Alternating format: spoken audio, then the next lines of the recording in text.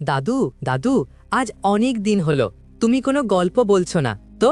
একটা গল্প বলো আজ নতুন। আজ শুক্রবার, তো আজ আমার অফিস ছুটি। তো তোমাদের জন্য আমি একটা গল্প রেডি করছি। তোমরা যদি শুনতে চাও আমি অবশ্যই বলবো। দাদু, এবার না একটা নতুন গল্প বলবা। ওই আগের মতো শাকচুন্নি আমার বোনটার মতো গল্প বলবে না। ঠিক আছে, তোমাদের যেটা ভালো লাগে আমি অবশ্যই একটি ভালো গল্প বলবো। এবার আমি অসাধারণ একটি গল্প বলবো, যেটা তোমরা শুনতে চাচ্ছ। কিন্তু আমাদের মুখ বেজার হলে চলবে না, মুখটা খুলে রাখতে হবে, কারণ আমাদের দর্শক রয়েছে। দর্শক সমাজরা যদি আনন্দ পায় তাহলে আমরা আনন্দ পাবো। তো তাহলে আমরা গল্পটা শুরু করছি। হারানো গ্রামের গুপ্ত কুঠুরির গল্প। গাজীপুরের কালিয়াকৈয়ের গ্রামে রাহিমের দাদু মারা যাওয়ার পর তার পুরনো ডায়েরিতে একটা অদ্ভুত লেখা পাওয়া যায়। গ্রামের পুরনো কুয়োর নিচে লুকানো কুঠুরি, যেখানে গুপ্তধন নয়, গুপ্ত রহস্য।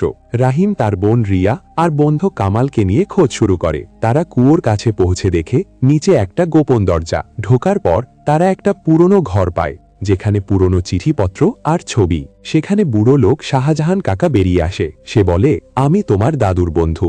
এই কুঠুরিতে লুকানো ছিল তোমার দাদুর গোপন জীবনের রহস্য। তিনি যুদ্ধের সময় স্বাধীনতা সংগ্রামী ছিলেন, আর এখানে লুকিয়ে রেখেছিলেন গুরুত্বপূর্ণ দলিল, যা চোরেরা খুঁজছিল।